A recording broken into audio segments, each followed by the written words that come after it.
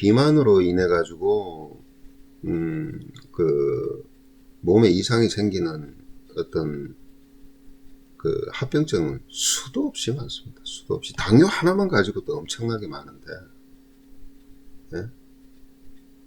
멀쩡하게 당뇨까지 그냥 합병증으로 만들어내니까 이건 심각하죠, 사실은. 그리고 자존감이 없어요. 자존감이 없어지죠, 당연히. 예?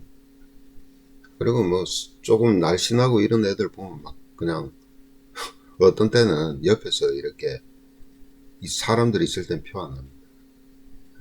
근데 친한 사람이 있고 별로 이제 그 남 의식 안 한다 정도 딱 돼버리면요, 아주 그냥 무슨 마귀 쳐다보듯이 막 쳐다보면서 말을 해요.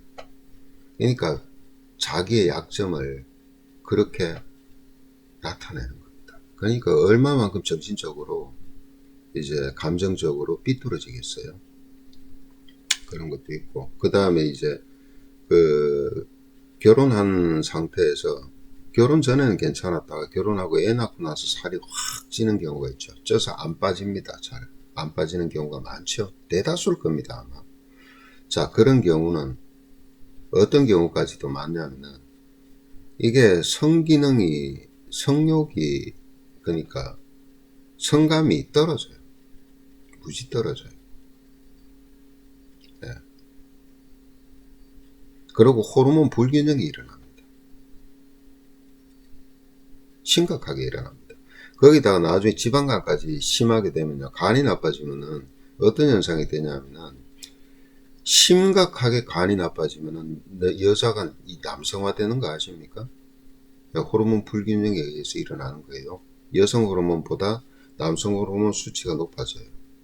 그럼 여자가 자꾸 수염도 나고요, 털도 많아지고 남성화되어가는 그런 어떤 현상들이 나타나니까 기겁을 하는 거죠, 남편 입장에서는. 예. 그러다 보니까 알게 모르게 가정 불화가 일어나요. 예. 의부증도 생기고 그렇게 되는 겁니다. 자, 어쨌든 이렇게 심각한 정도의 비만을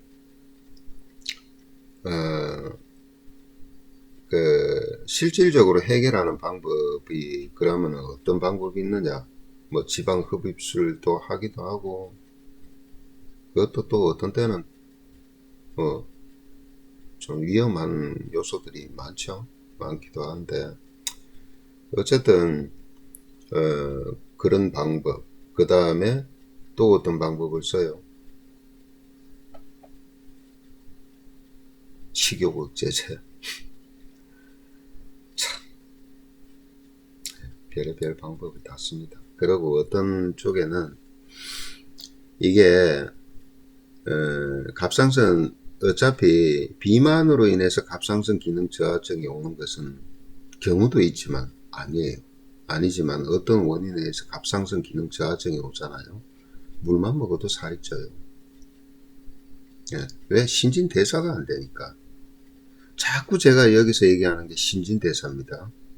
그러니까 비만의 키워드를 잘 봐야 돼요. 신진대사.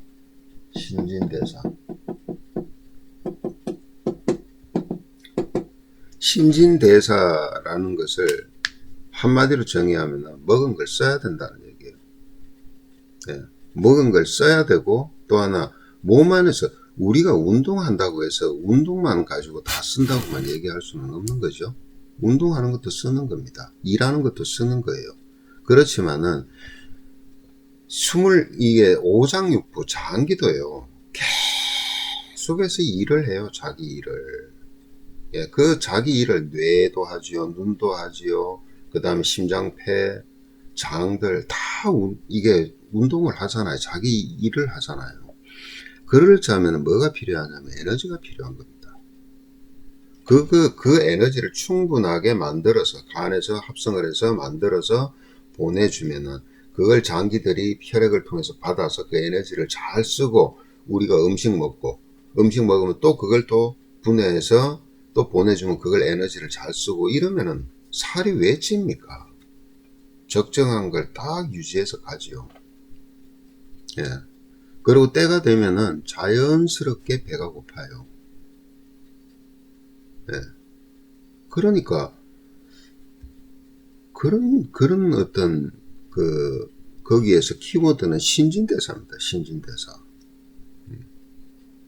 여기에 키워드가 있는 겁니다. 근데 어쨌든 간에 뭐 식욕 억제를 시킨다든가 심지어는 어떤 것까지 합니까? 위절제까지 해버립니다.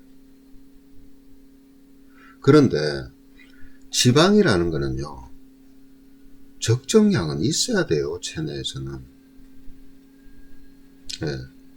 외부로부터 체온을 보호하는, 그러니까 외기로부터 보호하는 체온 조절을 어느 정도 할 수 있는 그 피하의 지방도 있어야 되고요. 또요, 내장 장간에도 적정한 지방은 있어야 돼요. 왜 그러냐? 장기들끼리 부딪히면 쿠션 역할을 해주는 것이 지방입니다. 그러니까 적정량이 있어야 되는 거예요. 그런데 이게 과다해지면 문제가 되는 거죠. 특히나 어디요? 내장 쪽에. 간에 지방이 쌓여 있다.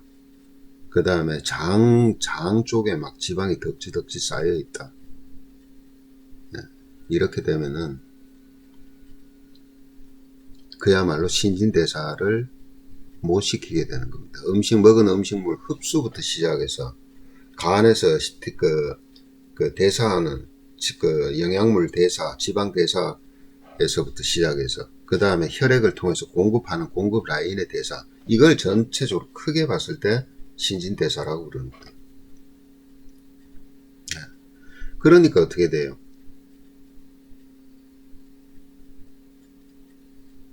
한마디로 얘기하면은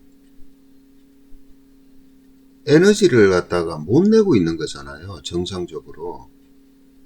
체온이 떨어지겠습니까? 안 떨어지겠습니까? 겉으로는 열나는 것 같아도 기초체온은 다 떨어져 있습니다. 특히나 갑상선 기능 저하증은요, 아예 저체온이에요. 자, 그런 상태에서 뭐가 심각하게 대두가 돼요? 면역 기능이 바닥을 치는 겁니다. 체온이 어느 정도 유지가 돼야 면역 세포들이 활성화가 일어나요. 그리고 우리가 자율신경계에서 아세틸콜린이라는 그 호르몬이 있죠. 이것은 말초를 자극해서 어떻게 해요? 부교감신경을 활성화시킵니다. 예, 그래야 임파구들이 활성화돼서 암세포라든가 또는 바이러스를 갖다가 대항하는 그런 면역 기능이 높아지는데, 이것을 심각하게 방해해요. 실제 그래요. 말초 혈관들 막아보세요. 아세틸콜린이 작동하는가, 부교감 신경이 작동하는가. 네. 근데 이제 이런 부분들이 전체적인 몸 전신의 지방이라든가 비만 상태에서 오는 것보다도 물론 많이 오지만은 그런 것보다도 내장 지방에서 오는 확률이 되게 높습니다. 특히 당뇨는 더하고요. 그래서 내장지방, 복부지방, 내장지방 그렇게 얘기를 하는 거예요. 음식 먹잖아요. 음식 먹었어요. 밥을 먹었어요. 고기도 먹었어요. 그렇게 해서 잔뜩 먹고 운동 안 하잖아요. 네, 탄수화물은 특히 한 30분 동안 정도는 몸에 쓸 수 있게끔 피해 이미 먹어서 흡수되면서 이미 당을 피 속에 싹 뿌려 놓잖아요. 근데 그것마저 안 쓴다. 그러면 바로 중성지방으로 전환돼 버립니다. 그래서 어디에 쌓여요? 1번 배둘레 쌓이게 됩니다. 그러니까 어떤 사람은 다른 데는 말랐는데 배만 볼록한 사람 있죠. 배에만 이제 잔뜩 비만이 돼 있는 사람, 그런 사람들 문제 많죠. 예. 근데 나중에 이제 많은 경험을 하시다 보면 어떤 게 보이냐면은, 이게 살이, 그러니까 다른 쪽에는 크게 비만이 아닌데 복부에서 내장 지방이 많이 쌓이는 사람들의 특징이요, 간 기능이 다 떨어져요. 원래 약해요. 그러면은 병원에 가서 간 검사 해보면 어떠냐? 큰 문제 없어요. 예, 약간 지방간기가 보입니다. 아니면은 간효소가 약간은 정상 범위에서 벗어났네요 정도밖에 안 돼요. 그러니까 또 어떤 때 한 50% 이상은요 또 괜찮아요. 여기서 참 큰일 날 일입니다. 예, 그걸 어떤 관점에서 봐야 되느냐? 바로 경락 에너지 관점에서 봐야 돼요. 예.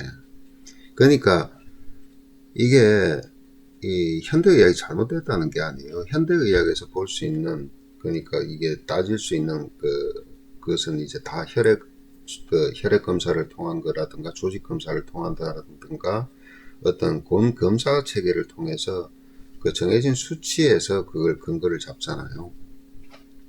예. 여기에 하나 더, 림프와 경락 체계를 이해하지 못하고 여기에 접목하지 못하신다면 비만은 절대 못 잡습니다. 절대 못 잡습니다.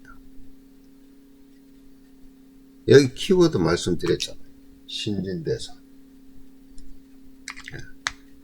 저 신진대사는 뭐가 주관을 할까?